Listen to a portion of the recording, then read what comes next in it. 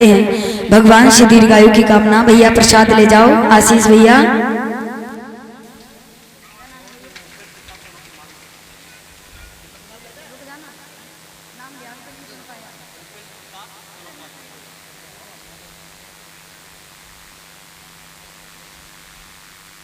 और इसी के बीच में माननीय श्रीमान जी भूपेंद्र सिंह शनौब प्रताप सिंह, ये हमारे गले में सुंदर सुंदर नोटों के हार को डाल करके सम्मानित करते हैं। भगवान से दीर्घायु की कामना।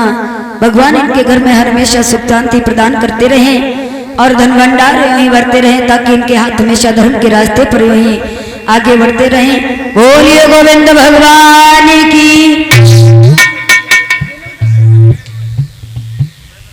बोलिए सच्चे दरबार की।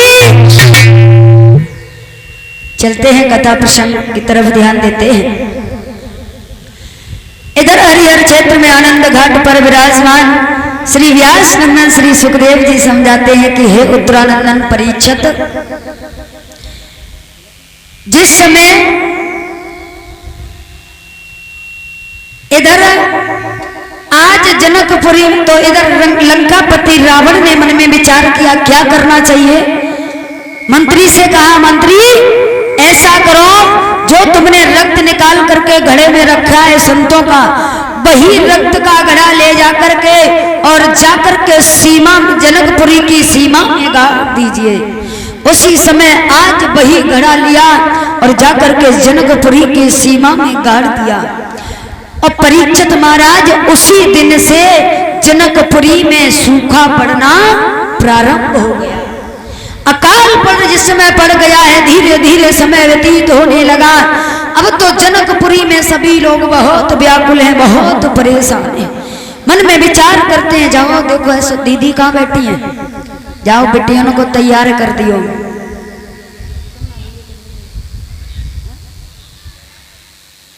उसी समय और कलश वाली कन्याएं, जो बेटियां राम लक्ष्मण सीता बनना चाहती हैं, सो उठ के पहुंच जाओ, तैयार हो जाओ।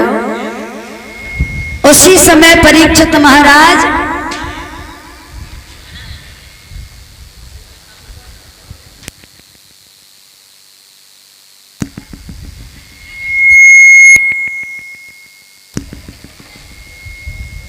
बोलिए गोविंद भगवान की। सभी लोग बहुत परेशान हैं, मन में विचार करते हैं अब क्या करें, अब कहाँ जाएं, खाने के लिए कुछ नहीं है, दाने दाने के लिए मोहताज होने लगे, क्योंकि अकाल पड़ा हुआ था, पृथ्वी पर कुछ हो नहीं रहा था, भूमि बंजर पड़ी हुई थी। अब मन में विचार किया क्या करें।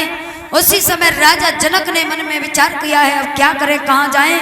विद्वानों को बुलवाया है और विद्वानों को जिस समय बुलवाया तो विद्वानों ने बताया ऐसा करो राजा जनक, तुम्हारे इस जनकपुरी में जब ही शीतलता छाएगी जब तुम और तुम्हारी पत्नी जो राजा जनक और रानी सुनैना मिलकर के नंगे पैर जाकर के बंजर भूमि में हल को चलाएंगे, उसी समय तुम्हारे जनकपुरी में शीतलता छाएगी। जिस समय परीक्षित महाराज आज ऐसा ही किया, राजा जनक ने क्या किया, एक हल को मंगवाया। उसी समय मैया सुनैना को साथ में लिया और बंजर भूमि पर चले पहुंचे हैं। सभी लोग वहां पर एकत्रित हो। उसी समय आज राजा जनक ने और रानी सुनैना ने मिलकर के जिस समय हल को चलाया है, जैसे ही आगे बढ़े हैं, एक फेरा लगाया, दूसरा फेरा लगाया और तीसरे फेरे लगाते ही वह हल वही एक जगह पर जो घड़ा दबा हुआ था वहीं पर अटक गया। उसी समय वो हल था वहीं पर अटक गया। राजा जनक ने मन में विचार किया अब क्या करें, यहाँ पर ऐसी कौन सी चीज है, हम हल को आगे बढ़ा रहे हैं लेकिन हल आगे नहीं बढ़ रहा है। मंत्री खड़ा हुआ था, मंत्री से कहा, मंत्री ऐसा करो, देखो यहाँ पर क्या चीज है, ऐसी कौन सी चीज यहाँ पर दबी हुई है जो आगे ही हल नहीं बढ़ रहा है। उस जगह की जिस समय खुदाई की गई तो परीक्षित महाराज जैसे ही मिट्टी को हटाया गया तो देखा वहां पर एक वही घड़ा गड़ा हुआ था। जिस समय उस घड़े को बाहर निकाला मंत्री से कहा, मंत्री देखो इस घड़े में क्या है। उसी समय देखा है उस घड़े में, जैसे ही घड़े को ऊपर से खोला है उसी समय देखा एक बड़ी ही सुंदर सी कन्या लेटी हुई थी। और जिस समय कन्या लेटी हुई थी तो परीक्षित महाराज राजा जनक ने जैसे ही देखा, राजा जनक ने एकदम से मुस्कुराने लगे हैं। राजा जनक ने वही कन्या को बाहर निकाला और अपनी गोद में ले लिया। उसी समय जैसे ही गोद में लिया तो परीक्षित महाराज आकाश में इतनी तेजी से गड़गड़ाहट हुई है, और जिस समय गड़गड़ाहट हुई है उसी समय एक बूंद पहले आकाश मार्ग से गिरी, जो जाकर के मैया जो वही पुत्री थी वही कन्या थी उसके मुख में प्रवेश। और जैसे ही मुख में प्रवेश की है उसी समय परीक्षित महाराज इतनी तेजी से घोर बारिश होने लगी, घनघोर बारिश हुई है। जनकपुरी में शीतलता ही मेघ गड़गड़ा रहे हैं, आज इतनी तेजी से बारिश होने लगी। बारिश होते ही जनकपुरी में शीतलता छा गई। उसी समय राजा जनक ने मन में विचार किया। राजा जनक कहने लगे, ये तो बड़े ही खुशी की बात है कि हमारी पुत्री, पता नहीं ये किसकी कन्या है, कहां से आई है, लेकिन इसका लालन पालन हम करेंगे, ये आज से हमारी पुत्री होगी। राजा जनक ने मन में विचार किया। उसी समय कहने लगे, राजा जनक, सभी खड़े हुए थे, सभी लोगों ने देखा ये कोई कन्या साधारण नहीं है, ये तो मुझे ऐसा लगता है कोई देवी की अवतारनी है, कोई देवी यहाँ पर अवतार धारण करके आई है। इतनी तेजी से बारिश होने लगी। राजा जनक ने कहा है कि हमारी पुत्री है ये, और हमारी पुत्री अवतार धारण करके आई है, जन्म लेकर के आई है, और इसके जन्म लेते ही इस जनकपुरी में शीतलता छा गई। इसलिए मेरी पुत्री का नाम आज से सीता। बोलिए सीता मैया की। उसी समय परीक्षित महाराज जैसे ही नाम कलर संस्कार करवाया, सीता नाम रख दिया, बधाइयां बजने लगी, दान लुटवाने लगे। राजा जनक मन में विचार करने लगे, बड़ी ही खुशी की बात है, मेरे घर में एक पुत्री ने जन्म लिया है, बड़े ही सौभाग्य की बात है। एक चीज की कमी थी वो भी हमें प्राप्त हो गई है। इसी प्रकार से धीरे धीरे लालन पालन किया है पुत्री का। धीरे धीरे जब सीता बड़ी हुई, 5 साल 5 महीने और 7 दिन की जिस समय हुई है सीता जी, तो एक बार की बात रहे, सीता मैया आंगन में रुंझन रुंझन करके डोल रही थी। छम छम पायल को पाए में बंधी हुई थी, छम छम की आवाज सुना करते थे। राजा जनक को कलेजे में बहुत ठंडक मिला करती थी कि देखो मेरी पुत्री आंगन में घूम रही, आंगन में खेल रही है। खेलते खेलते आज सीता मैया कहाँ पहुंची, जहां पर भूतनाथ भोले बाबा का जो धनुष रखा हुआ था, शिव धनुष रखा हुआ था, उसी जगह पर पहुंची हैं। सीता मैया ने देखा जो परीक्षित महाराज, जो बड़े बड़े विद्वानों ने धनुष नहीं उठा पाया था, बड़े बड़े बलवालों ने धनुष नहीं उठा पाया था, यहाँ तक नहीं लंकापति रावण ने भी धनुष को नहीं उठा पाया था। आज देखिए सीता मैया पास में पहुंची। सीता मैया ने देखा यहाँ पर तो बहुत गंदगी पड़ी है, हमें तो ऐसा मालूम पड़ता है कोई यहाँ पर आकर के साफ सफाई करता है या नहीं करता है। परीक्षित महाराज सीता मैया ने क्या किया, एक हाथ से धनुष उठाया और उठाने के बाद में वहां पर साफ सफाई की, लीपन पोतन किया, उसके बाद में धनुष को वहीं पर पुनः रख दिया। और जिस समय धनुष को रखा है, यह दृश्य राजा जनक जैसे ही बाहर निकल करके आए हैं तो राजा जनक की नजर वहीं पर पहुंची है जहां पर सीता जी वही धनुष को उठा रही थी। राजा जनक ने देखा है तो आज बड़े अचंभे में पड़ गए। राजा जनक कहने लगे, हाय बेदाता, ये मैं क्या देख रहा हूँ, ऐसा तो नहीं मैं सपना देख रहा हूँ। जो बड़े बड़े महावीरों ने धनुष नहीं उठा पाया था, बलवानों ने नहीं उठा पाया था, वो धनुष आज हमारी पुत्री ने उठा लिया। मन में विचार करने लगे हैं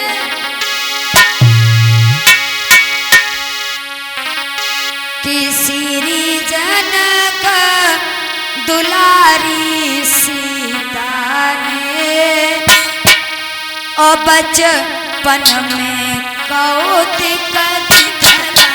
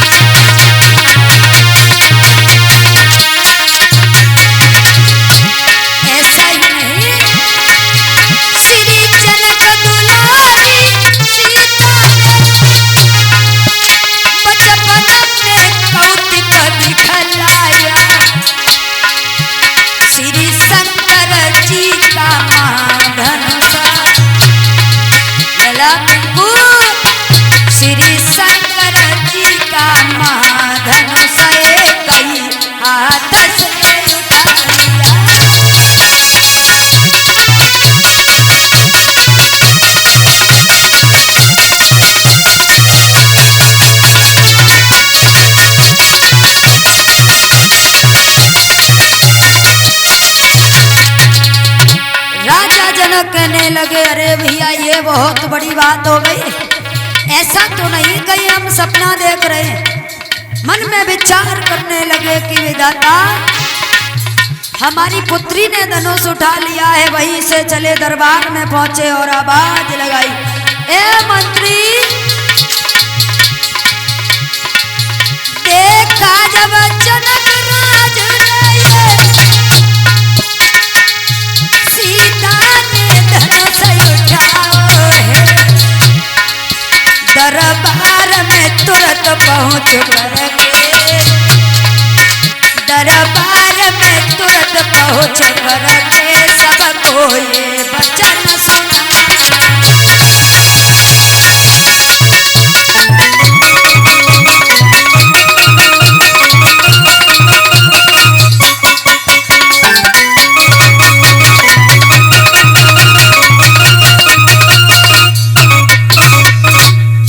उसी समय परीक्षित महाराज दरबार में पहुंच गए हैं। राजा जनक कहने लगे मंत्री, मंत्री बोला महाराज की जय हो। जवाब दिया, महाराज आप बहुत खुश लग रहे हो, क्या बात है? महलों से आए हो इतने प्रसन्न मैंने कभी नहीं देखा जितने आज आप प्रसन्न। उसी समय मंत्री राजा जनक कहने लगे हैं कि मंत्री खुशी की तो बात ही है, ऐसी बात है, कैसी बात? जवाब दिया है कि देखो जो हमारे आंगन में शिव धनुष रखा हुआ है, बड़े बड़े बलवानों ने नहीं उठा पाया, बड़े बड़े विद्वानों ने नहीं उठा पाया, ताकतवर वालों ने नहीं उठा पाया, वो धनुष हमारी पुत्री ने उठा लिया।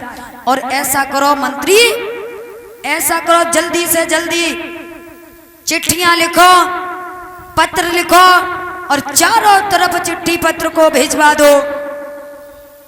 चारों तरफ जिस समय चिट्ठी और पत्र को भिजवा दो, ऐसा कर दो, ऐलान कर दो कि राजा जनक अपनी पुत्री का विवाह नहीं बल्कि स्वयंवर करेंगे, स्वयंवर। और लिख दो उसमें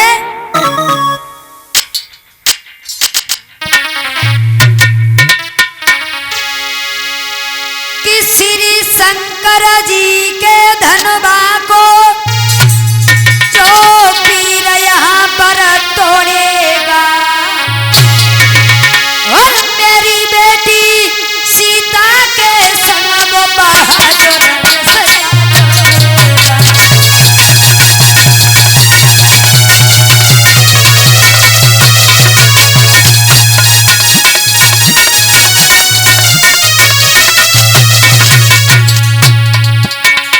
जवाब दिया मंत्री सुन रहे हो ना? जिस महावीर की महाशक्ति ये धनवा तोड़ गिराएगी, बस इसी वीर मेरा विवादी को जानकी दिहाई।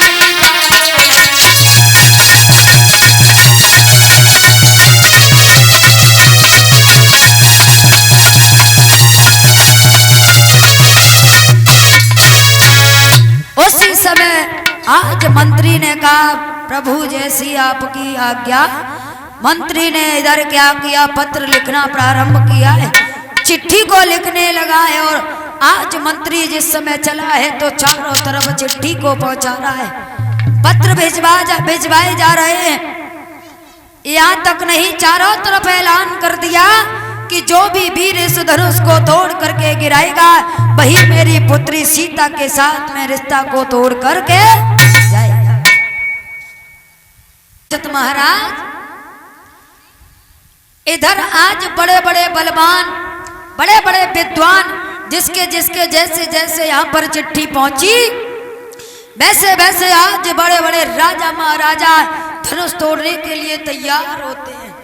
विचार करते हैं कि आज हम जाएंगे, हम में बहुत ताकत है, बहुत बल है, हम जाएंगे और जाकर के जनकपुरी में जाकर के उस धनुष को तोड़ेंगे और सीता के साथ में रिश्ता को जोड़ेंगे।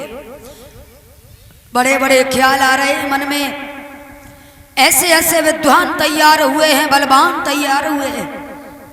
इधर तो देखो स्वयंवर की तैयारियां होने लगी। इधर देखते हैं मर्यादा पुरुषोत्तम भगवान श्री रामचंद्र की तरफ।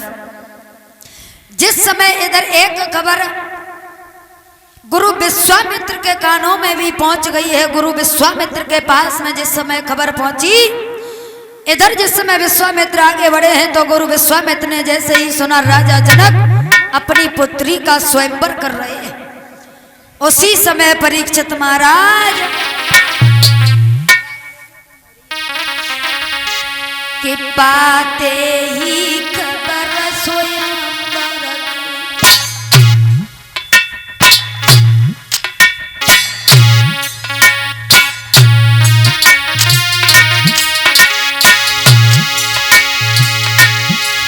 श्री जनक राज के धाम चले और द्वार शुक्ल द्वादशी को गुरु के संग में श्री राम चले।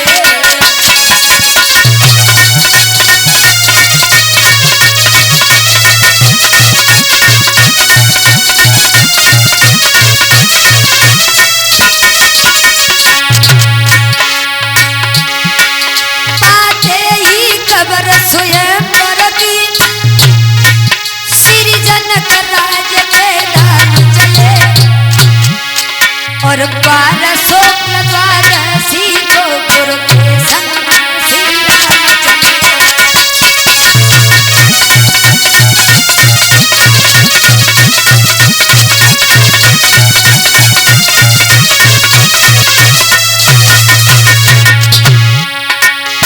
बड़े आगे तो क्या देखा है, आगे बढ़ करके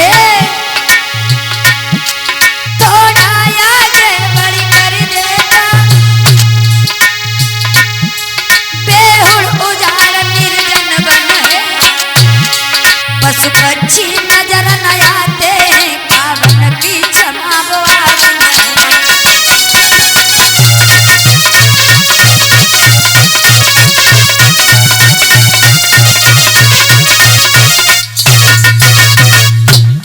उसी समय परीक्षित महाराज जैसे ही आगे बढ़े, गुरु विश्वामित्र जी अपने दोनों शिष्यों को साथ में लेकर के तो कहाँ पहुंचे हैं, देखा एक बहुत ही ऐसा वन रास्ते में मिला है, निर्जन वन, बिल्कुल खाली वन पड़ा हुआ था। निर्जन वन में जिस समय पहुंचे हैं, जहां पर बिल्कुल सुनसान पड़ा हुआ था, न तो कोई पशु पक्षी थे, न कोई जानवर जीव जंतु थे, न कोई भी दूर दूर तक नजर नहीं आ रहा था। केवल परीक्षित महाराज उस जंगल में, उस वन में एक पत्थर की शिला पड़ी हुई थी। भगवान श्री रामचंद्र जी कहने लगे हैं, गुरुदेव एक बात बताओ, हमारी ये बात समझ में नहीं आ रही है, एक बात बताओ, हमने दूर तक नजर पसार करके देखा, नजर घुमा करके देखा है, इस जंगल में, इस निर्जन वन में कुछ भी ऐसा नहीं दिखाई दे रहा है।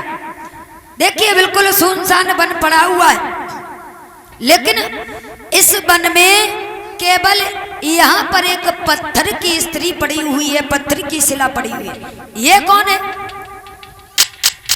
तो गुरु विश्वामित्र जी कहने लगे हैं, देखो राघव तुम्हें नहीं पता है, ये गौतम ऋषि की पत्नी अहिल्या है।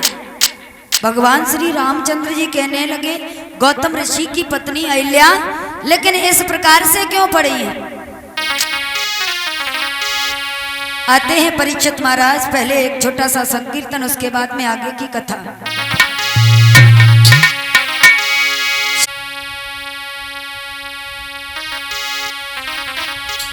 कै बुढ़िया सोवती हुई तो जागी, के सतगुर आए बुलाए वे कौन।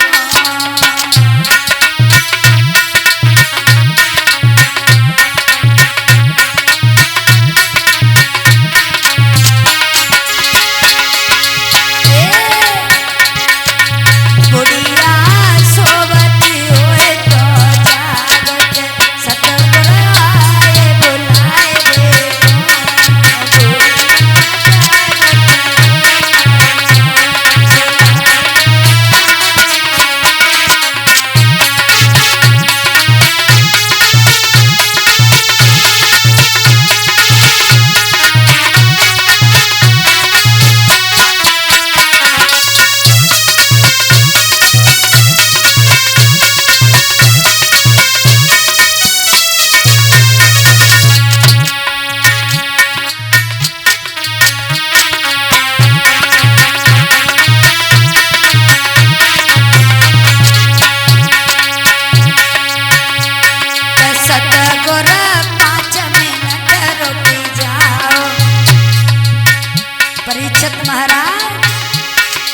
सतगुर 5 मिनट रुकी जाओ, पूछ ले पालन अपने से।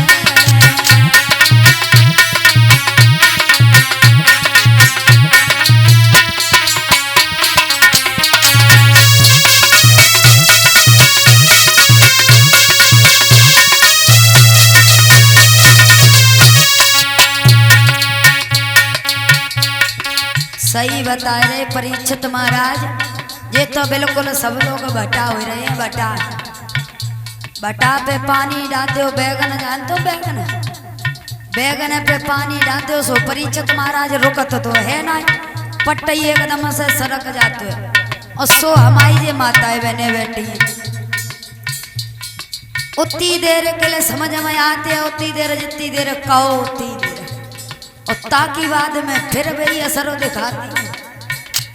ताली बजाए लो, पीछे बाबा बैठे हुए, बाबा ताली बजाए लो, प्रधान जी भैया।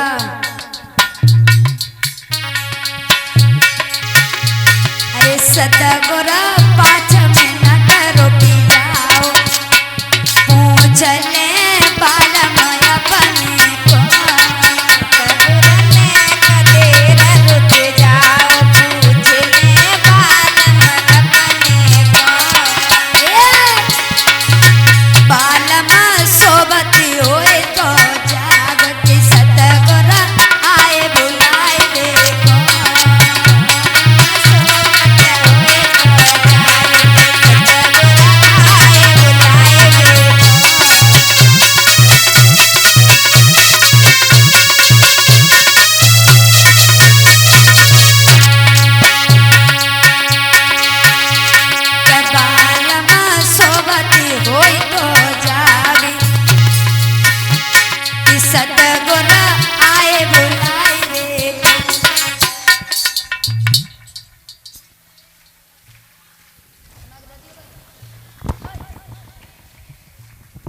लला तुम्हारे कान में आवाज आ रही है? का एक बात बताओ, अबे लड़ाई करवे को दे दो सो तुम इतनी तेजी से चिल्ल रही हो, फिर काऊ को नहीं देखो आए ससुर बैठे हैं। अरे फिर तो लेके सुनो को बहुत बढ़िया, फिर नहीं देखो कि जेठ जी खड़े हैं, और अगर जेठानी से लड़ाई हो तो देखो परीक्षित महाराज, फिर जे कछु ना है, फिर तो जे सोचते हैं जेऊ बसना हमारो, बेऊ बसना हमारो। अरे जो जिस जगह हमारी जगह में हम चूलो धरेंगे, लड़ाई हो तो कर रही। हाँ शादी बजाओ ऐसे बैठे जैसे लगते रोडवेज में बैठे। लला रोडवेज में, अब तुमने रोडवेज की बात कही तो एक बात कह दें लला, कह दो परीक्षित महाराज कह दें कि नहीं कह दें? कह दे। चलो कह दे रहे हैं। एक बार की बात रहे परीक्षित महाराज, एक बाबा रहे, एक बाबा रहे, सो वे पीले वस्त्र धारण करे रहे। सो परीक्षित महाराज ऐसे ही एक जगह रिश्तेदारी में पहुंचे। सो रिश्तेदारी में रहते रहते कुछ ज्यादा दिन व्यतीत हो गए। सो बिन्ने सोची ऐसो करो भैया, चारों तरफ घूमे रहे हैं, ऐसो करो चलो अब चल रहे हैं दिल्ली की सैर करते हैं, दिल्ली में देखें क्या हो रहा है क्या नहीं हो रहा है। सो परीक्षित महाराज बाबा ने जल्दी फल्दी वस्त्र इकट्ठे करे और थैला में वस्त्र रख के झोली टांगी और चल दे। यही पहुंचे, एटा पहुंचे तो एटा खड़े हो गए परीक्षित महाराज। सो आए गई एक रोडवेज, लला रोडवेज तुमने कही, सो रोडवेज आए गई। सो बाबा ने कहा करो चलो देखो रोडवेज आ रही है, देख रहे जे दिल्ली की बस है कि नहीं है। बाबा ने हाथ दो, सो बस वाले ने बस रोक ली और परीक्षित महाराज बस वाले ने बस रोकी। सो बाबा रहे भाई बस में चढ़े गए और चढ़े गए, चारों तरफ नजर घुमाए के देखी तो देखो सीट तो कहूँ खाली ना है। सो एक सीट पे 2 लोग बैठे रहे। बाबा पहुंचे, सो बाबा पास में जाए के और पास में जाए के बोले, परीक्षित महाराज का बोले, एक बैठे रहे सही, इतने बड़े बड़े बाल और परीक्षित महाराज जीन्स पैंट और बड़े बड़े बाल। सो बाबा ने मन में विचार करो हमें जे मालूम पत्य कि जे लली बैठी है। सो बाबा ने कही लली ओ बिटिया ने कहो तई खिसक जाओ बिटिया मोह बिठा ले ने बिटिया दिखाई दे। सुबह परीक्षित महाराज बिटिया के जगह रहे बेटा। सो जैसे ही आंखें उठाए के देखो सो लड़का बोलो बेटा बोलो ए बाबा तेरी बुद्धि खराब हो गई है। ना लला हाय ना भाई तो हमसे क्या कह रहा है? हम लली कह रहे। लली तुझे हम लली दिखाई दे रहे तो इतने बड़े बड़े 12 का लगा। सो बाबा ने कही लला हम का जाने तुम्हारे इतने बड़े बड़े बाल और देखो तुम ऐसे बैठे ही हो कुर्ता पहने ऊपर से नीचे जींस पहने। तो हमने जे जानी कि कोई छोरी बैठी है सो हमने आवाज लगाई दी कोई बात नहीं बेटा ऐसो करो बढ़ी जाओ तो खिसक जाओ। सो के हम बिठा लो बाबा को बिठा लो। परीक्षित महाराज जाए के कहाँ पे उतरे लगभग जाए के ऐसे ही जाए के बाबा आगे बढ़े तो बस कहाँ रुकी। परीक्षित महाराज आपके यहाँ से जाने के बाद में कासगंज पहुंचते हैं। कासगंज जाते कहाँ जाते हैं सीधे ही जाते हैं दिल्ली के लिए। लेकिन अब बाबा रहे सो बाबा बेचारे उल्टे चले गए कासगंज पहुंचे। सो बाबा ने मन में विचार करो सुबह वहीं पे कुछ लोग खड़े रहे। बाबा ने कि भैया एक बात बताओ जी कौन सा शहर है? सो बिन्ने की है सो जी कासगंज कासगंज अच्छा दिल्ली की तैसे जाते। सो बोले बाबा तुम उल्टे चले आए हो ऐसे करो फिर जाओ तैसो फिर पहुंची हो जाए रोडवेज पकड़ो सीधी दिल्ली के लिए। बाबा ने कि अब क्या करें अब हमें फिर वापस जाने पड़ेगा। सो बिन्ने हाथ दो रोडवेज आई सो हाथ दो दिल्ली के लिए बैठे सीधे। और परीक्षित महाराज दिल्ली के लिए बैठे सो बिन्ने क्या करूं बस में चढ़े।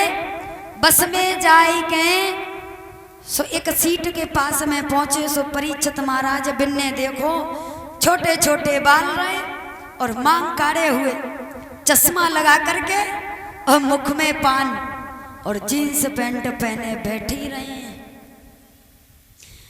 और बैठी रहे परीक्षित महाराज सो बाबा पास में पहुंचे। बाबा डरपत जाए रहे हाय कहूँ ऐसो ना हो जाए कि जो बिटिया ने करे आए। सो बाबा ने कही लला ओ लला ने कहो तई खिसे के जाओ और जो खिड़की गए हमें बिठा ले हमें बड़ी उल्टी आती है तो बैठते हैं तो हाँ। सो बाबा की तरफ जो ही देखो बड़ी बड़ी आंखें निकाल के बेटे बुद्धि खराब हो गई तेरी। अरे तुझे हम लला दिखाई दे रहे क्या बात है? तो हमें का मालूम जींस पैंट में तो तुम बैठे। परीक्षित महाराज ऐसे ऐसे कपड़ा चले आया बतो का जो पूछो ही कपड़ा कमी हो जाते वो तो देखो फटे पैंट पहने थे लोग बाग। पहले फटे पैंट पहना करते थे फटे वस्त्र पहना करते थे तो लोग कहते थे शायद ज्यादा गरीबी होगी इसलिए। लेकिन अब तो परीक्षित महाराज जे अमीर से अमीर लखपति करोड़पति फटे पैंट पहने थे। सुबह बोली ए बुढ़े तू हमें तो हम तुझे लड़का दिखाई देते अरे हम लड़की है लड़की। सो बाबा ने कही बिटिया हम कहा जाने तुम्हारी थे नन्हे नन्हे बाल और देखो तुम चश्मा लगाए पाना खाए रहे हम कहा जाने तुम लली हो चलो कोई बात नहीं बैठा लो। सो बिटिया ने बाबा बैठा लो। अब वे पान खाती रहे परीक्षित महाराज और खिड़की गाय बैठ गए बाबा। सो बिन्ने पान खात खात उनके मुंह में आएगो थूक सो बिन्ने पहली पीक मारी परीक्षित महाराज। सुबह बाबा के वस्त्र पे पीक गिर गई थोड़ी सी छींटा पड़ गई। सो बाबा ने देखो बिटिया बोली कोई बात नहीं बाबा सॉरी। बाबा ने कही कोई बात नहीं चलो सॉरी बोल दई कछु बात नहीं। थोड़ी देर बाद और आगे बस बढ़ी। अब बिटरिया ने कहा करो थोड़ी देर बाद फिर पीक मारी। सो बाबा के फिर छींटा पड़े। सो बाबा ने कही ये लड़की दिखाई नहीं देता तुझे हम बैठे बार बार थूक रही है हम कुछ कह रहे नहीं है इसलिए। सॉरी। सो भिटरिया ने फिर कह दी सॉरी। बाबा ने की ऐसे न मानेगी। और परीक्षित महाराज और आगे बढ़ी तो जय आला फिर। सो बाबा ने मन में विचार करो अब जे न मानेगी, अब ऐसे मानेगी, अब हमें कुछ न कुछ उपाय सोचने पड़ेगा। सो बाबा जी इतनी तेजी से बाबा जी ने खांसो और खांस के एकदम से बतास ऐसी वही निकल आई। सो बाबू हाथ लो सो बाई में रख दे। और वैसे बिटरिया ने देखो ए बाबा बिटिया सॉरी। सो बाबा ने कही तब से तुम कहती आई रही हो सॉरी सॉरी। बिटिया अब हम कह रहे तुमसे सौरा।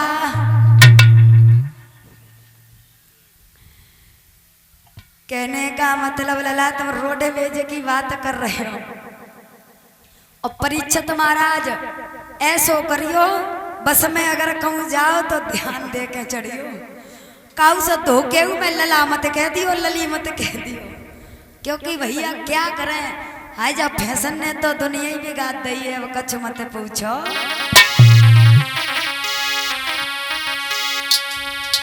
बोलेंगे सभी भक्त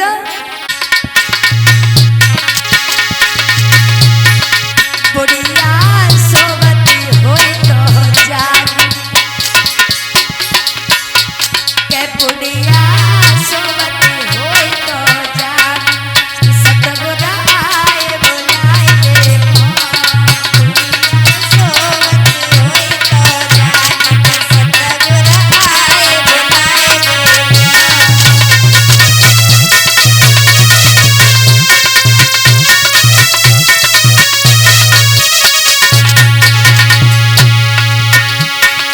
सतगुरु 5 मिनट रुकी जाओ, तू चले बाल में अपने से।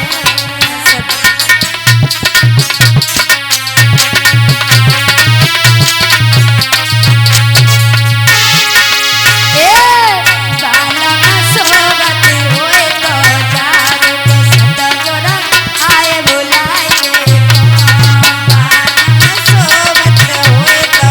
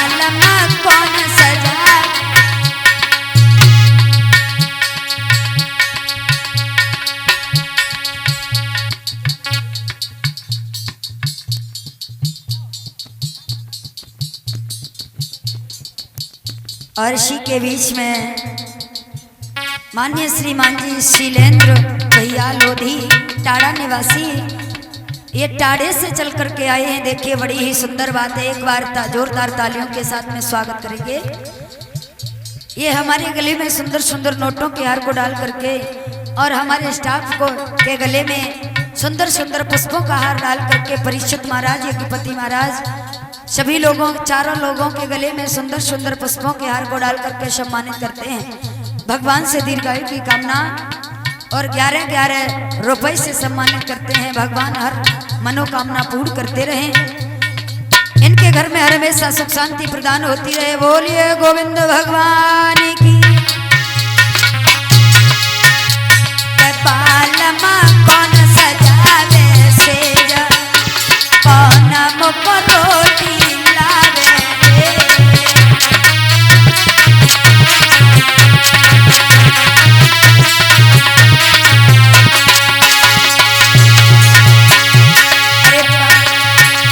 अरे बुढ़िया सोवती हुई तो जागी के सतगुरु आए बुलाए रे।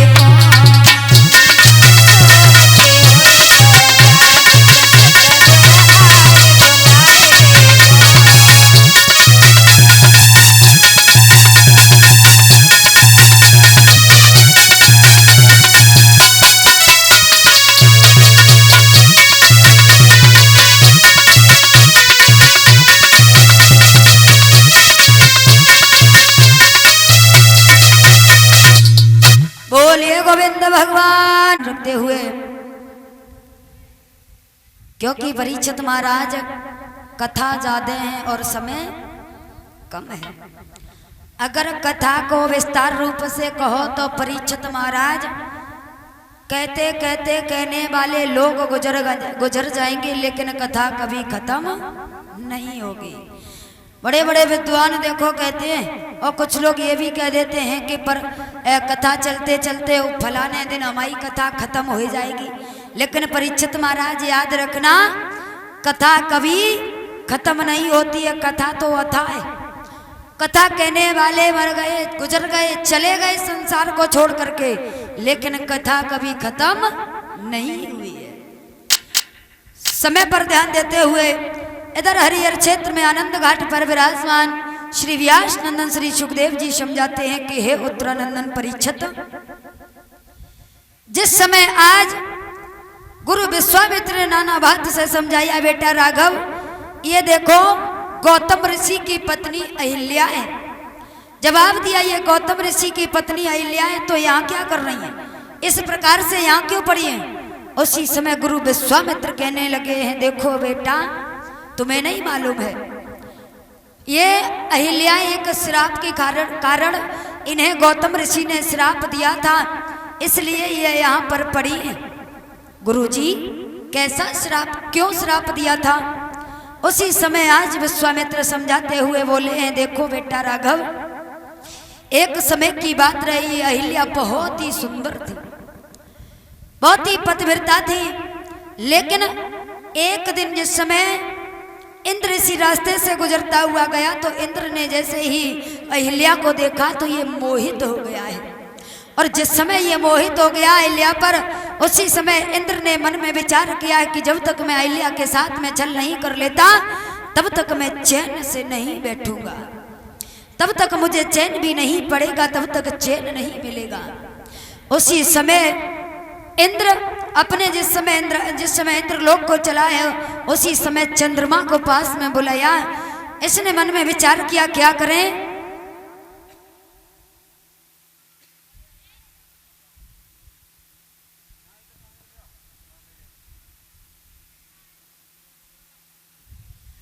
उसी समय परीक्षित महाराज इंद्र ने मन में विचार किया क्या उपाय करना चाहिए, कैसे अहिल्या के साथ में छल करना चाहिए, क्या करूं। उसी समय इसने मन में विचार किया, ऐसा करते हैं गौतम ऋषि सुबह 4 बजे उठ करके जिस समय मुर्गा बांग लगाता है, और मुर्गा जिस समय बांग लगाता है तभी गौतम ऋषि 4 बजे उठ करके और गंगा स्नान करने के लिए जाते हैं। ऐसा करते हैं, ऐसा ही कुछ उपाय हम सोचते हैं, ऐसा ही कुछ उपाय विचार करते हैं। तो इसने क्या किया, चंद्रमा को पास में बुलाया और चंद्रमा से कहा, ओ भैया चंद्रमा। चंद्रमा ने जवाब दिया, कहो भैया क्या बात है। जवाब दिया, तुझे नहीं पता है चंद्रमा, देखो जिस समय से मैंने अहिल्या को देखा उस क्षण से मेरे दिल में शांति नहीं मिल रही है, चैन नहीं मिल रहा है। अब हमें अहिल्या के साथ में छल करना पड़ेगा, करूंगा मैं और कैसे भी करके करूं, लेकिन तुम एक बात बताओ, इसमें क्या तुम हमारा साथ दोगे। चंद्रमा कहने लगा, भैया एक बात बताओ, हम तुम्हारा साथ नहीं दे सकते। क्यों। जवाब दिया, अगर गौतम ऋषि को पता चल गया तो वो श्राप दे देंगे, पता नहीं क्या से क्या कर दे, हम तुम्हारे साथ में नहीं जा सकते। इंद्र ने नाना बात से समझाया, कहने लगे तुम हमारे साथ में नहीं चलोगे तो समझे रहना। उसी समय इंद्र कहने लगा है, इंद्र ने जवाब दिया, ऐसा करो ज्यादा नहीं, तुम्हें केवल मुर्गा बनना है, तुम मुर्गा बन जाना और मैं साधु बन करके अहिल्या के साथ जिस समय 4 बजे गौतम ऋषि स्नान करने के लिए जाते हैं, जब मुर्गा बांग लगाता है, और ठीक 1 घंटे पहले 3 बजे तुम जा करके वही मुर्गा बन करके बांग को लगा देना। गौतम ऋषि समझेंगे सुबह हो गई, उसी समय वो गंगा जी स्नान करने के लिए चले जाएंगे और हम अहिल्या के साथ में छल कर आएंगे। इंद्र समझाते हुए बोला है, सुनो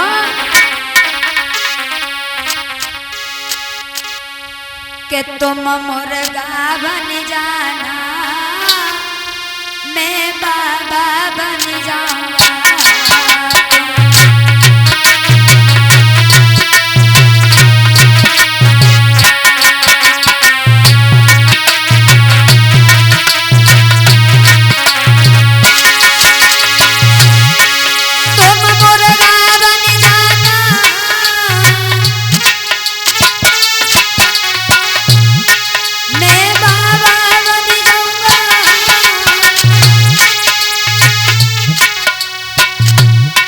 जवाब दिया है सुनो, तुम मुर्गा बन जाना, मैं बाबा बन जाऊंगा,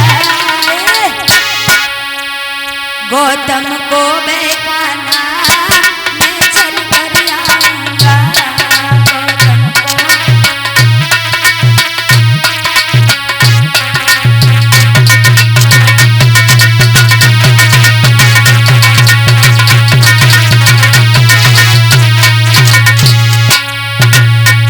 लला मनोज जवाब दिया है, भैया क्या कह रहे हो, हमारे बस की बात नहीं है, तुम मुर्गा बन जाना,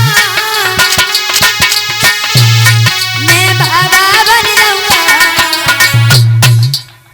गौतम को बहकाना मैं चल कर आऊंगा।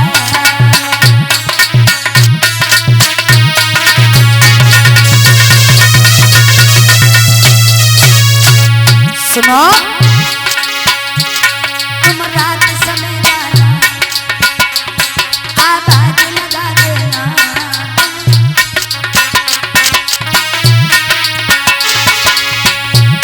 बस इतना काम करना, ऐसा न मेरा करना, बस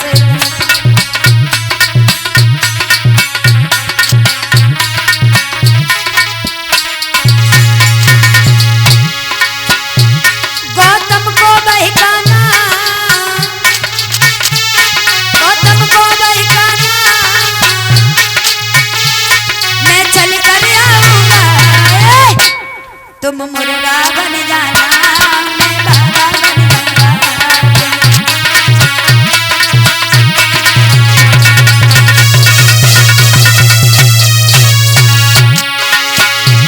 तुम मुर्गा बन जाना, मैं बाबा बन जाऊंगा, गौतम को बहकाना मैं चल कर आऊंगा, गौतम को बहकाना मैं चल कर आऊंगा।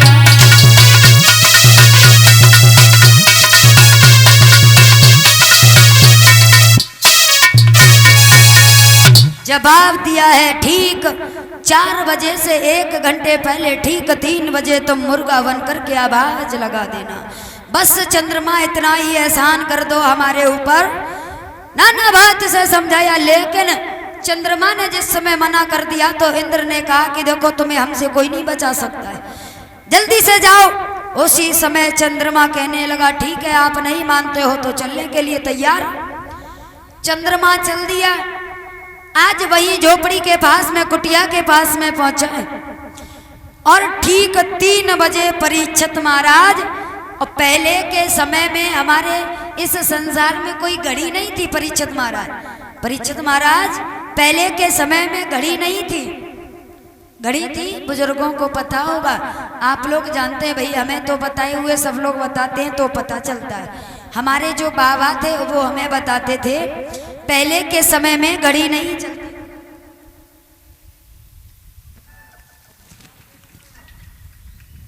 और इसी के बीच में माननीय श्रीमान जी नेम सिंह प्रधान जी भैया ये हमारे गले में सुंदर सुंदर नोटों के हार को डाल करके सम्मानित करते हैं। भगवान से दीर्घायु की कामना, भगवान हर हमेशा इनके घर में मनोकामना पूर्ण करते रहे, सुख शांति प्रदान करते रहे। बोलिए गोविंद भगवान की।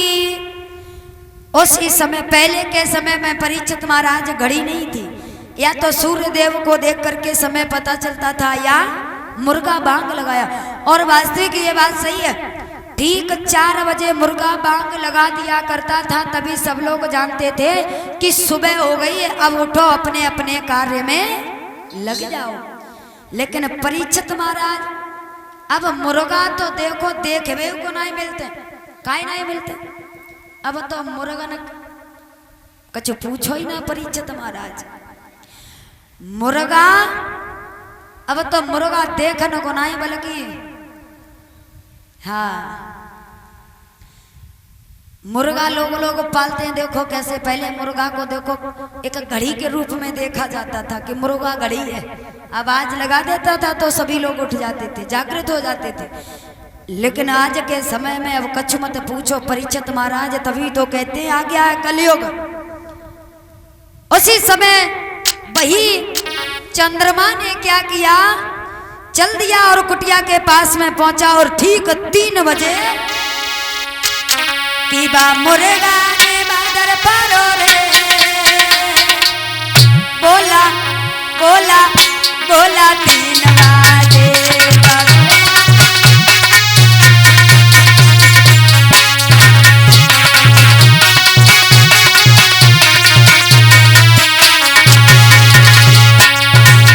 समय पे ठीक 3 बजे मुर्गा कुटिया के पास में बैठ गया। वही चंद्रमा मुर्गा का रूप धारण करके और आवाज लगा दी, मुर्गा ने बादर पारो रे, बोला बोला बोला 3 बजे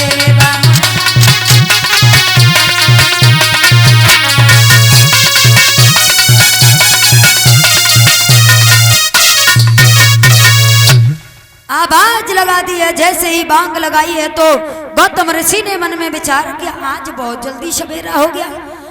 अरे अभी अभी तो हम सोए थे, लेकिन आज बहुत जल्दी सवेरा हो गया, क्या करें। उसी समय रोज प्रतिदिन की भांति कमंडल हाथ में उठाया, कपड़े हाथ में लिए, वस्त्र और चल दिए गंगा मैया के किनारे पर पहुंचे। तब तक इधर इंद्र ने क्या किया, गौतम ऋषि का रूप धारण किया और अहिल्या के पास में पहुंच गया। अहिल्या के साथ में छल करने लगा। अहिल्या में ने भी नहीं जान पाया कि ये हमारे पति हैं या और कोई है। उसी समय इधर गौतम ऋषि जो गंगा मैया के पास में पहुंचे हैं, तो जैसे ही गंगा मैया में स्नान करने के लिए प्रवेश हुए हैं, उसी समय गंगा मैया ने मन में विचार किया। गंगा मैया ने सोचा है, इतनी जल्दी हमें किसने आकर के उठा दिया। अरे अभी सुबह भी नहीं हुए और इतनी जल्दी आकर के उठा दिया है, कौन है। गंगा मैया ने देखा ये तो गौतम ऋषि है। गंगा मैया जिस समय प्रकट हुई, गंगा मैया ने कहा, गौतम ऋषि ये तुम क्या कर रहे हो, तुमने मुझे चैन से सोने भी नहीं दिया। अभी तो 3 बजे, रात के 3 हो, तुम 3 बजे ही गंगा स्नान करने के लिए आ गए हो। जवाब दिया गौतम ऋषि, कहने लगे कैसी बातें करती हो मैया, जिस समय हम प्रतिरोज की भांति मुर्गा जिस समय बांग लगाता है उसी प्रकार से उठ करके आते हैं, लेकिन जब मुर्गा ने आज बांग लगाई है तभी उठ करके आए। गंगा मैया कहने लगी हैं, गौतम ऋषि तुम्हें नहीं पता है, तुम्हारे साथ में धोखा हो रहा है, जाओ देखो जाकर के तुम्हारी पत्नी के साथ में छल हो रहा है। गौतम ऋषि वहां से चल दिए। उसी समय वस्त्र तो उठा लिया, कमंडल हाथ में ले लिया और गौतम ऋषि पहुंचे हैं। देखा वही मुर्गा चंद्रमा था, वही दरवाजे पर बैठा हुआ था मुर्गा बन करके। और जैसे ही चंद्रमा ने देखा तो एकदम से उड़ने के लिए चला, भागने के लिए चला। उसी समय गौतम ऋषि ने क्या किया, कमंडल पकड़े हुए थे, पहले तो जो धोती पे पकड़े हुए थे वही धोती चंद्रमा के ऊपर डाल दी और उसी प्रकार से कमंडल हाथ में पकड़े से तो 2-4 कमंडल भी झड़क दिए। देखा परीक्षित महाराज, उसी दिन से चंद्रमा आज भी दगीला है। उसी दिन से नहीं देखा हो तो गौर करके देख लेना, रात में जो चंद्रमा निकलता है उस पे आज भी काले धब्बे हैं, वो इसी कारण है। और गौतम ऋषि ने श्राप दिया, अरे दुष्ट तूने उसका साथ दिया है, हम तुझे छोड़ेंगे नहीं, जा हम तुझे श्राप देते हैं कि तुझ पर राहु केतु की कुदृष्टि हमेशा बनी रहेगी। और परीक्षित महाराज उसी दिन से चंद्रमा पर ग्रहण जो पड़ता है, चंद्रमा पर ग्रहण पड़ना भी प्रारंभ हो गया है। उसी समय जब आगे बढ़कर के चंद्रमा तो वहां से भाग गए। अब इधर गौतम ऋषि अंदर जैसे ही घुसे हैं तो देखा, इंद्र ने देखा, एकदम से इंद्र अपने भेष में आ गया। आज अहिल्या ने पहचान नहीं पाया था कि इसमें से कौन से हमारे पति हैं। अहिल्या पत्थर की मूर्ति बनकर के वहीं पर खड़ी रह गई, देख रही है ये क्या हो रहा है हमारे साथ में। अरे स्वामी आप यहाँ हो, लेकिन ये कौन है। उसी समय गौतम ऋषि को देख करके वही इंद्र जो गौतम ऋषि का रूप धारण किए हुए थे, उसी समय उसने क्या किया, रूप छोड़ करके स्वयं अपने रूप में आया। आज गौतम ऋषि ने जिस समय नाना प्रकार से कहा कि तुमने हमारे पत्नी के साथ में अच्छा नहीं किया है, तुमने आज बहुत बड़ा पाप किया है, तुमने एक पत्नी के साथ में, एक नारी की जात के साथ में धोखा किया, छल किया है, तुमने आज एक पापियों जैसा पाप किया है, तुम्हारा कभी उद्धार नहीं हो सकता है। सुनो, तुम्हारी इस अभी छोड़ो, लेकिन तुम्हारी इस संसार में पृथ्वी लोक पर कभी भी तेरी पूजा नहीं हो सकती है इंद्र। और देखा होगा परीक्षित महाराज, सब देवी देवताओं की पूजा होती है, इंद्र देव की पूजा होती है? नहीं होती है। इसी प्रकार से जिस समय श्राप दिया कि तेरी भूतल पर पृथ्वी लोक पर कभी भी तेरी पूजा नहीं हो सकती है, श्राप देने के बाद में इंद्र तो वहां से भाग जाता है। इधर गौतम ऋषि ने जैसे ही अहिल्या की तरफ देखा है, अहिल्या से समझाते हुए कहने लगे, रे दुष्ट, मैंने सोचा था तू बहुत बड़ी पतिव्रता नारी है, तुझे पता चल जाएगा कि ये हमारे पति है, लेकिन तूने कुछ भी नहीं सोचा समझा। तू आज एक पत्थर की तरह खड़ी खड़ी देख रही है। जा, हम तुझे श्राप देते हैं कि तू इसी क्षण और अभी पत्थर की शिला हो जाए।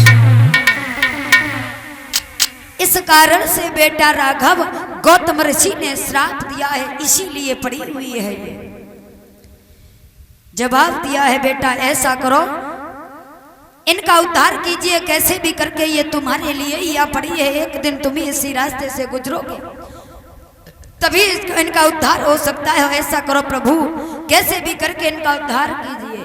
मर्यादा पुरुषोत्तम भगवान श्री रामचंद्र ने क्या किया, अपने पैर के अंगूठे को लिया और लेकर के उसी पत्थर की जो शिला थी उसी में जिस समय लगाया है, और जैसे ही छुआ है उसी समय परीक्षित महाराज जो पत्थर की शिला पड़ी हुई थी अहिल्या एकदम से उठ करके खड़ी हो गई। उठ करके खड़ी हुई। वहां पर गौतम ऋषि को जिस समय बुलाया गया तो गौतम ऋषि वहीं खड़े हुए थे। सबसे पहले गौतम ऋषि को अहिल्या ने चरण स्पर्श किए, प्रणाम किया, उसके बाद में भगवान को प्रणाम किया। क्यों? एक बात बताओ माताओं, आप लोग ये बिंदी किसके नाम की लगाती हो? किसके नाम की लगाती हो? लला?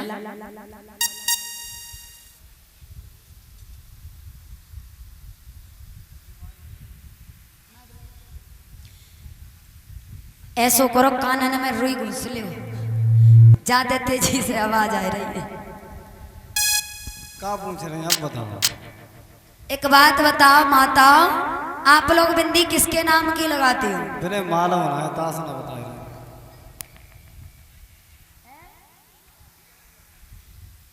आदमी के नाम की। नवल दे मैया कह रही आदमी के नाम की, जा कह दे करो पति के नाम की। आदमी के नाम की ना होते आदमी तो फिर सब ही आएंगे फिर नवल दे मैया। पति के नाम की, पति के नाम की लगाती हो? अच्छा, और सिंदूर किसके नाम का भरती हो? अरे कछु तो बोलो, मुंह तो खोलो। पति के नाम की। और बिंदी भी पति के नाम की लगाती हो? काय लला, बिंदिया तुम लगाए बैठे, तुम्हारे पति हैं कहा? पत्नी के नाम। बिटियां छोटी छोटी बेऊ बिंदी लगाए लेती हैं। और देखो हमारी लक्ष्मी शास्त्री बैठी, जेऊ बंदी लगाए बैठी, हम बिंदी लगाए बैठी। काय परीक्षित महाराज,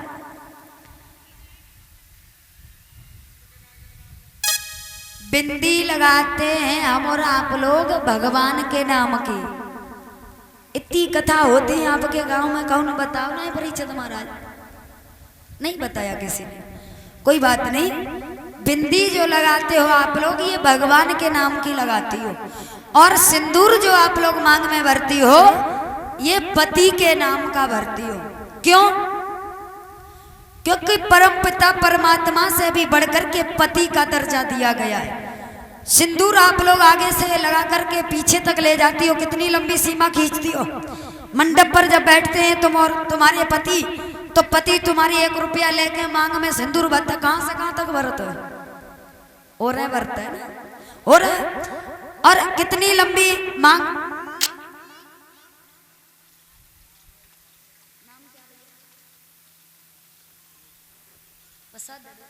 और इसी के बीच में आप लोग देख रहे हैं माननीय श्रीमान जी सुनील कुमार भैया जी, ये हमारे गले में सुंदर सुंदर नोटों के हार को डाल करके सम्मानित करते हैं। और माननीय श्रीमान जी भूरे भैया ये लक्ष्मी शास्त्री के गले में सुंदर सुंदर नोटों के हार को डाल करके सम्मानित करते हैं। भगवान से दीर्घायु की कामना हम तो भगवान से विनती करते हैं, भगवान इनके घर में हर हमेशा यही इसी प्रकार से धन भंडार भरते रहें, हर मनोकामना पूर्ण करते रहें, ताकि इसी प्रकार से इनके हाथ धर्म के रास्ते पर आगे बढ़ते रहें। बोलिए गोविंद भगवान की, और हर हमेशा इनकी जोड़ी सलामत रहे, भगवान से यही विनती है।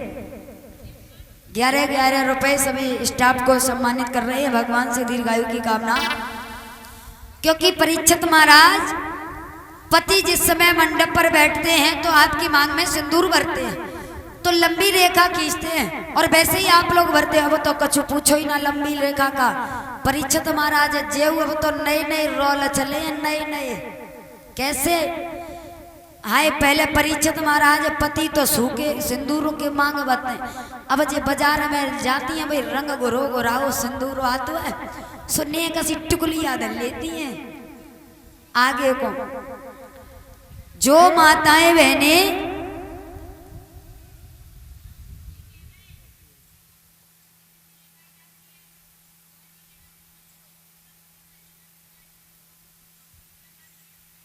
लगाती हैं, बेटा कहाँ ध्यान है। देखो जब पूजा होती है, पूजा करते हैं हम और आप लोग, कोई स्त्री हुई कहना तो नहीं चाहते हैं, क्षमा चाहते हैं। जो भी स्त्री जिसका भी पति इस संसार को छोड़ करके चला जाता है, वो माताएं बिंदी लगाती हैं, लाल नहीं लगा सकती हैं बल्कि काली लगाती हैं, और पूजा करती हैं तो बंधन से बिंदी लगाती हैं और लगा सकती हैं। ऐसा नहीं है परीक्षित महाराज की वो बिंदी न लगाएं, हमने भी देखा है और हर जगह देखते हैं। बिंदी लगा सकती हैं, बिंदी ये नहीं लगा सकती हैं जो तुम अभी लगा करके बैठी हो, जो माताएं बहनें लगा करके बैठी हैं, ये बिंदी नहीं। बिंदी तो इसे बोलते हैं, हम और आप लोग जो लगाते हैं वो तिलक लगाते हैं, हाँ, तो उसी से बिंदी कहते हैं। बिंदी देखो जे लोग लगाए बैठे, बिंदी की प्रतिमा छोटी होती है। काले कलर की बिंदी भी लगा सकते हैं, हम भी लगा सकते हो, तुम भी लगा सकते हो, और जो जिसका पति संसार को छोड़ करके चला जाता है वो भी लगा सकते हैं, ऐसी बात नहीं है। ये जो नंग जड़ी हुई बिंदी ये नहीं लगा सकती है, जो बाजार में नंग जड़ी बिंदी मिलती है ये विधवा मैया नहीं लगा सकती है। बोलियो गोविंद भगवान की। जो बिंदी होती है ये का मतलब जो आप लोग सिंदूर लगाती हो पति के नाम का, और बिंदी लगाती हो वो भगवान के नाम का। इधर जिस समय धीरे धीरे अहिल्या खड़ी हुई थी, क्यों परीक्षित महाराज, अहिल्या मैया खड़ी हुई थी तो सबसे पहले भगवान राम भी खड़े हुए थे, उनके पति गौतम ऋषि भी खड़े हुए थे। तो एक बात बताओ, फिर अहिल्या ने प्रभु को छोड़ करके, अरे वो तो संसार के रचयिता है, वो तो संसार का पालन पोषण करते हैं, हमें और आप लोगों को इस पृथ्वी लोक पर भेजा है, भूमि पर भेजा है। लेकिन एक बात बताओ, जो जगताधार जगदीश्वर वहां पर साथ में खड़े हुए थे, तो अहिल्या ने प्रभु को क्यों छोड़ दिया था परीक्षित महाराज? प्रभु को क्यों छोड़ दिया था? प्रभु को नमन पहले क्यों नहीं किया था? पति को नमन क्यों किया था? क्यों किया था? क्योंकि परम पिता परमात्मा से भी बढ़कर के पति का दर्जा दिया गया है। ये बात हकीकत है और सही बताए रे। जो पति से झूठ बोले हो तो समझ लियो, हमने वादने को भजन गाओ तो तिरिया 7 जन्म दुख पावेगी, जो पति संग दगा करेगी। और अगर एक जन्म में परीक्षित महाराज मिल गो, एक जन्म अगर वाको मिलगुया को, तो फिर बिना ही बोले टर्र करोगी फिर। हाँ, पति से कभी झूठ नहीं बोलना चाहिए, पति से कभी छल की बातें नहीं करनी चाहिए। थोड़े से स्वार्थ की खातिर पति से झूठ बोल जाती है, थोड़े से मतलब की खातिर। देखिए कितना बड़ा दर्जा दिया गया है, परमपिता परमात्मा से भी बढ़कर के पति का दर्जा दिया गया है। लेकिन परीक्षित महाराज वो कछु मत पूछो, यहीं रहते हो तो ठीक ही है।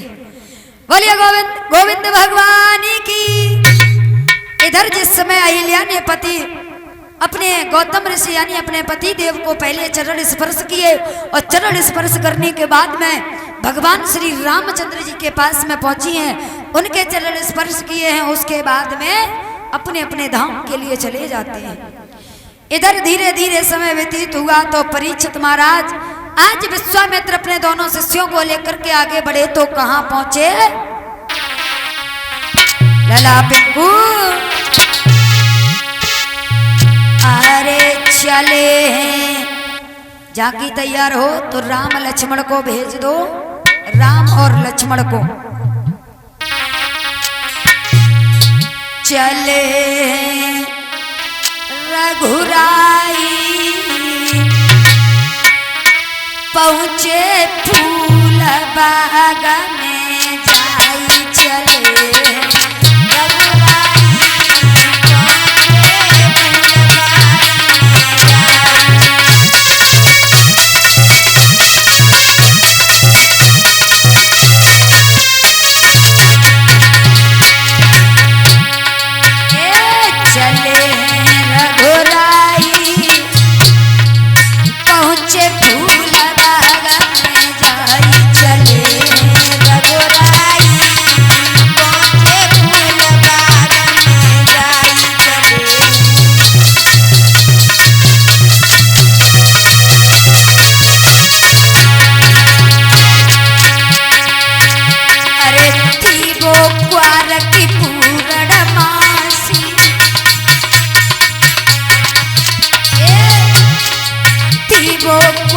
की पूर्णमासी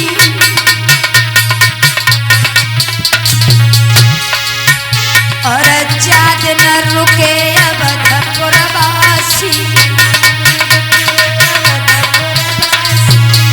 अरे चाँद न रुके अवधपुरवासी, चाँद न रुके अवधपुरवासी, खुशी दिल में छाई पहुँचे फूल बाग में जाई, चले रघुराई पहुँचे फूल बाग में जाई,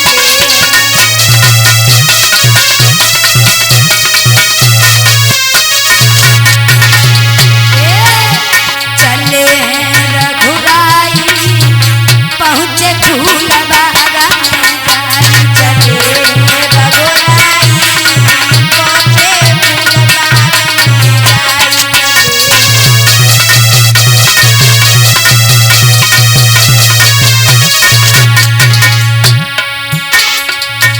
कहाँ पहुँचे हैं? राजा जनक के बगीचे में पहुँचे हैं।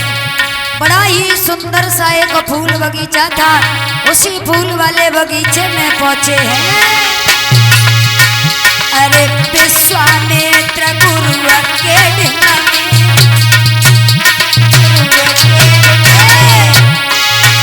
अरे विश्वामित्र गुरु के ढिंगा में, विश्वामित्र गुरु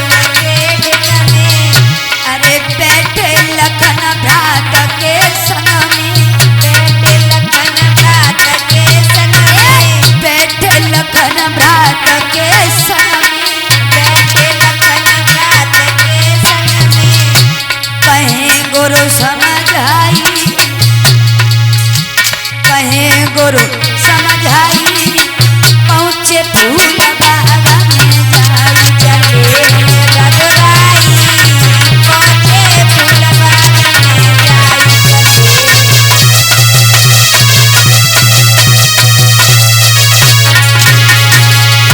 चले रघुराई रघुराई पहुँचे फूल बाग में जाई, चले रघुराई पहुँचे फूल बाग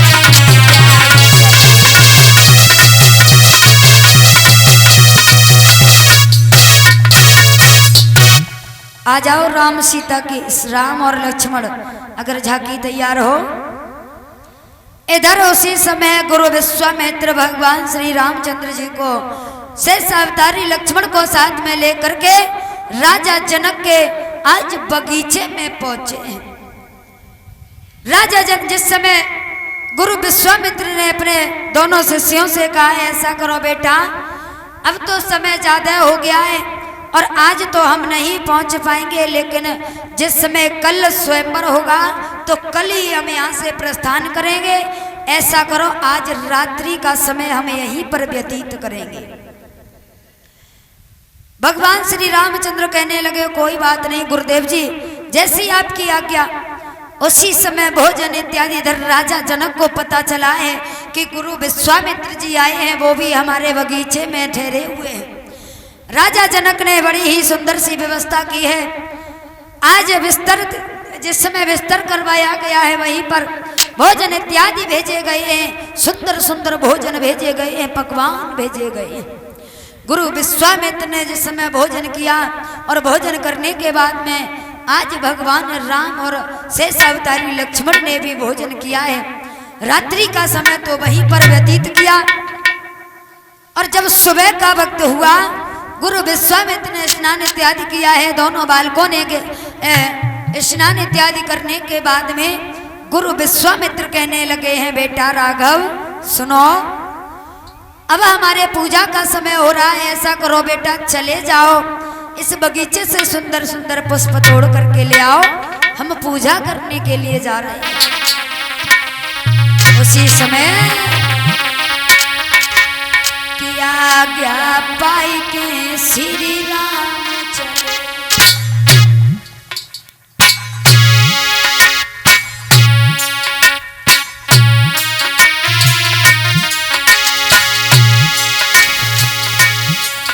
पहुंचे फुलवारी में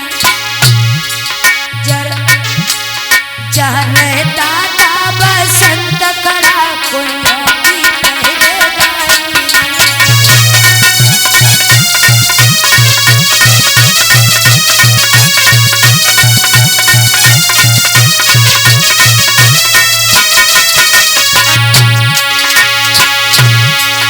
आज्ञा पाई के श्री राम चले, पहुंचे विदेह फुलवारी में जहाँ रहता था बसंत खड़ा फूलों की पहरेदारी।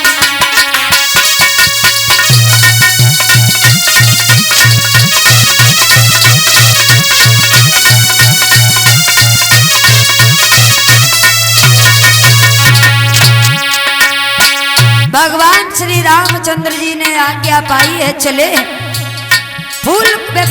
फूल वाले बगीचे में पहुंचे। उसी समय सुंदर सुंदर फूलों को देखते हुए जा रहे हैं, सुगंधित लेते हुए जा रहे हैं। लक्ष्मण भैया कहते हैं भैया देखो कितने सुंदर पुष्प लगे हैं, कौन से पुष्प लेकर के चलोगे? तो देखा पहले भ्रमण तो कर लो, घूम तो लो। क्या देखा आगे बढ़ करके? चौकोर चारी चौखट वाला बगिया के बीच सरोवर है और उसी सरोवर के समीप श्री गिरजारी का मंदिर है।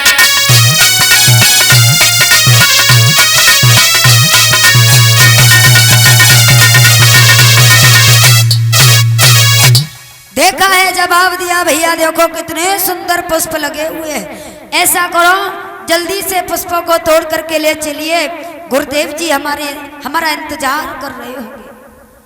भगवान राम कहने लगे हैं रे भैया इतनी बड़बड़ी काय को मचाए रहे हो, इतनी जल्दी का है? ऐसो करो पहले बगीचे में देख तो ले, कितने सुंदर पुष्प लगे हैं और देखो आगे हमें लगता है कुछ दिखाई दे रहा है। क्या दिखाई दे रहा है? देखा एक बड़ा ही सुंदर सा चौकोर चौपट वाला एक तालाब था और उसी तालाब के किनारे पर एक गिरजा मैया का मंदिर था। भगवान श्री रामचंद्र जी शेषावतारी लक्ष्मण को साथ में लेकर के वहीं बैठ गए।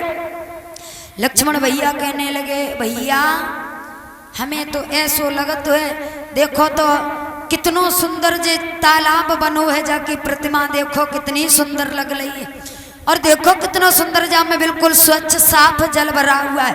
मुझे ऐसा लगता है सीता राजा जनक की पुत्री सीता जी आती हैं यहीं पर भ्रमण करने के लिए, तो यहीं बैठती हैं, शीतलता लेती हैं। जवाब दिया और का सही कह रहे हो भैया तुम, देखो ऐसा लगता है देखो इनके पास में, इसी के पास में गिरजा मैया का मंदिर है और मुझे ऐसा लगता है कि राजा जनक की पुत्री इसी मंदिर में पूजा करने के लिए आती हैं। उसी समय परीक्षित महाराज गुरु विश्वामित्र को पता था कि जिस क्षण हम राम को भेज रहे हैं उसी समय जनक दुलारी सीता भी आएंगी और पूजा करने के लिए। और इसी के बीच में 51 रुपये हमारे भैया अजीत ग्राम सेवड़ी निवासी ये 51 रुपये से सम्मानित करते हैं। भगवान से दीर्घायु की कामना, भगवान हर हमेशा सुख शांति प्रदान करते रहे। बोलिए गोविंद भगवान की। 22 समय पे इधर क्या हुआ, गुरु विश्वामित्र को पता था कि सीता भी इसी रास्ते से इसी बगीचे में गिरजा मैया के मंदिर में पूजा करने के लिए आएगी। उसी समय राघव को भेजा था, आ जाओ सीता जी की अगर झांकी तैयार हो तो लेकर के आ जाओ। भैया कुर्सी ले आओ, 2 कुर्सी लेकर के डाल दो। भैया भूरे भैया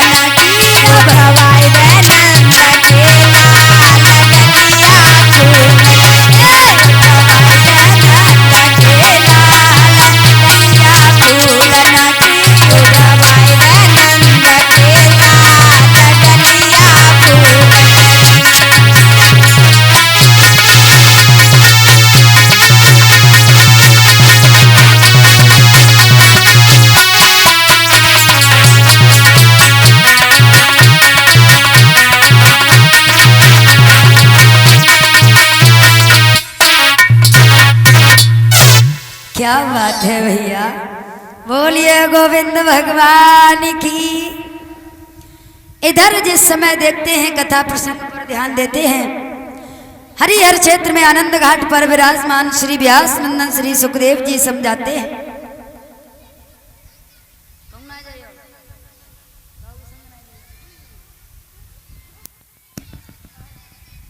इधर जिस समय आज सीता मैया चली हैं अपने सखियों के साथ में, लेकिन परीक्षित महाराज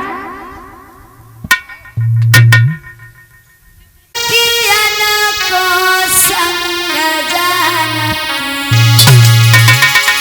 और फूल बाग में आई, उतवगिया के सम्मुख बैठे राम लखन दो भाई।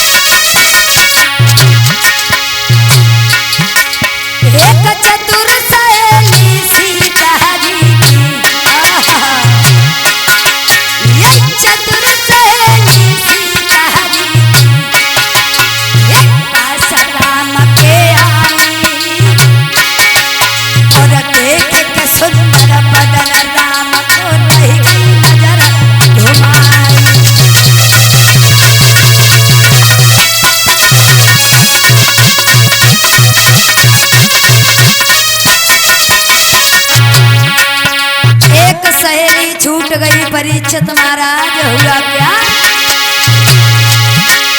एक चतुर सहेली सीता जी की, एक चतुर सहेली सीता जी और लौट पास में आई और देख के सुंदर बदन राम को रही गई नजर घुमाई।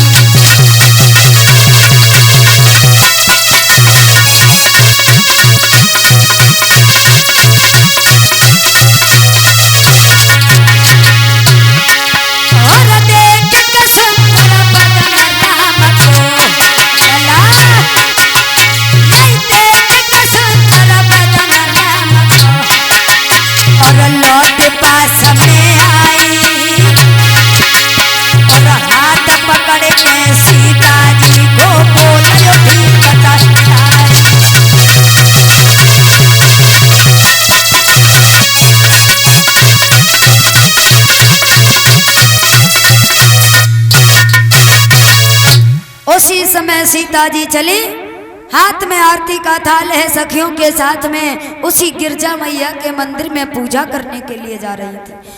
तब तक इधर जिस समय आ जाओ आके बढ़ के सीता जी क्या बातें कर रही हो, जे कह रही हैं सीता जी और देख ले तो का बुरो लगे रहो, मैं ब्याह हो जाए रहो। सीता मैया आगे चली हैं। सुपरीक्षित महाराज भव ऐसो की सखियन में से एक सखी छूट गई, बिछुड़ गई, तो वो वही पहुंची है तालाब के किनारे पर जहां मर्यादा पुरुषोत्तम भगवान श्री रामचंद्र जी बैठे हुए थे। और जैसे ही राम को देखा, राम को देखते ही देखते आज देखती ही रह गई। सखी ने मन में विचार किया, ये तो बड़े सुंदर दो बालक बैठे।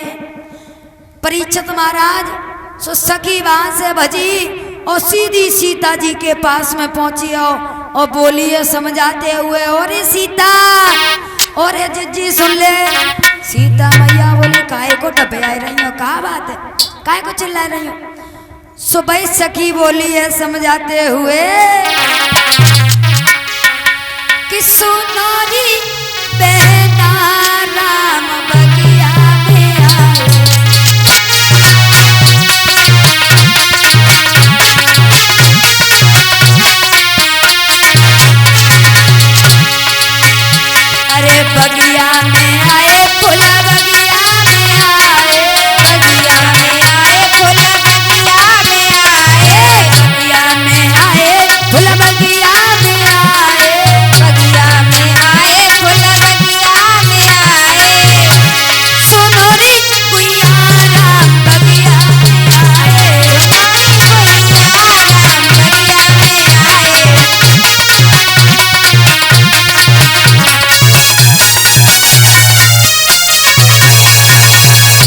जवाब दिया, बहन तो नहीं पता है, देखो तुम तो यहाँ घूम रही हो और तुम्हें नहीं पता है इतनी सुंदर दो बालक हमारे जब फुल बगिया में आए ताकि कोई सीमा ना आए। सो सीता मैया बोली पागल है गई है का, बिल्कुल बाबरी हो रही है, कितने सुंदर सो ऐसे कर रही है, इतने सुंदर दो बालक आए। सो सखी बोली जिज्जी कछ मत पूछो, जाकी कोई कल्पना ना करी जाए, इतने सुंदर दो बालक, चलो तो हाथ पकड़ लो। सीता मैया को से ले गई लिवाए के। वही तालाब के किनारे पर बैठे हुए थे परीक्षित महाराज, भगवान राम और लक्ष्मण। कुर्सी पे बैठ जाओ, है ना ये कुर्सी का, सीता जी तुम इतने आ जाओ। सो सीता मैया जिस समय चली है, राम जैसे ही राम के पास में पहुंची, सो राम उठ के खड़े भये। राम ने देखो सीता की तरफ और सीता ने देखो राम की तरफ। लक्ष्मण भैया तुम बेटे हो जाओ, तुम दीवार बन रहे हो बीच में, एक दूसरे को देखना नहीं दे रहे हो ऐसो। हाँ अब सही है। सो परीक्षित महाराज एक दूसरे को देखते ही रह गए। अरे ऐसे ना खड़ी हो, अबे तुम आओ ब्याह होएगो, अबे थोड़े ही ना तुम्हें ऐसे खड़े हुए को मिलेगो। इधर राम ने सीता को देखा, देखो बिटिया नजर घुमाए के, और सीता जी ने राम को देखा। सो सीता मैया एकदम से मुस्कुराने लगी। सीता मैया ने सोची, मन में विचार करे, सो बिटिया जेऊ बात ना, जेऊ बिटिया बड़ी खुश है, देखो बिना रुपया खर्च किए आज देखो ब्याह हो ही रहो है। कहाँ इनकी मम्मी पापा कहाँ बैठे, मम्मी हाथ ऊंचो करो, कहाँ बैठी है सीता मैया के, देख लियो बिना रुपया खर्च, वैसे 4-5 लाख रुपया तो खर्च कर ही दियो, आज देखो बिना रुपया खर्च करे ब्याह हो रहो है। कहाँ लेके आई हो कन्यादान के लिए, कहाँ लेके आई हो, कछु नहीं लेके आई हो तो डबल बेड जरूर लेके आई हो, एक बुलेरो और संग में ले आई हो, सही है। सो परीक्षित महाराज जैसे एक दूसरे को देखा, मानो वर्षों से पहचानो, वर्षों से जानते हो, एकदम से एक दूसरे को देखते ही रह गए। लेकिन हुआ क्या कि बंधी गए प्रेम की डोरी में, और चित्त चोर आप चित्त चोर।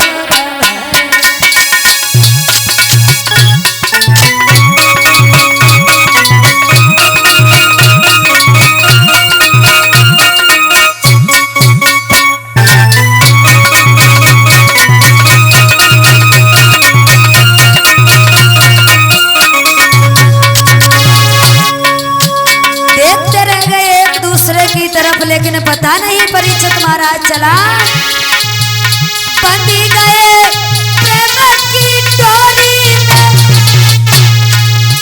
चित्त चोरी आप चित्त चोरी गए।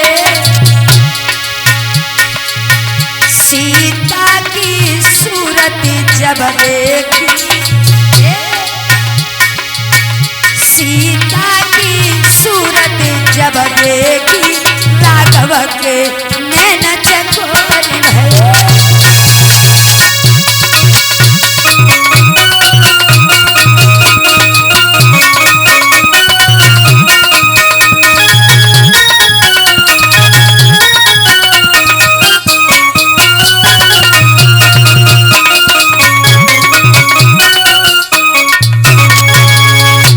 उसी समय एक दूसरे को देखते ही रह गए। सीता मैया ने मन में विचार को, सो संग में सखियां खड़ी रहे, अब तो जेऊ भूल गई हम कहाँ पूजा करना है कि क्या करना है, और एक दूसरे में ऐसे खोई गए परीक्षित महाराज। सो सखी पास में खड़ी रहे, सखी ने कोनी एकदम से दई हो रही, सीता क्या कर रही हो, पूजा करवे को आई हो, तुम्हें नहीं देखती रहोगी। सो सीता मैया ने मन में विचार करो, चली मंदिर में पहुंची है सीता मैया, चौमुखा दीपक जलाया और आरती के थाल को हाथ में लिया। बिटिया देवी माँ की तरफ यहाँ पे खड़ी हो जाओ, आरती को तरफ वो थाली ले लो, ये वाली उठा लो। चौमुखा दीपक जलाया परीक्षित महाराज। उसी समय आज मैया के मंदिर में खड़ी हो गई और बोली है, माँ बचपन से तुम्हारी पूजा करते आए हैं, तुम्हारी सेवा करते आए हैं, बहुत कुछ मैंने किया, लेकिन मैया आज तुम्हें हमें दर्शन देने पड़ेंगे, एक बार आ जाओ मैया। और बोली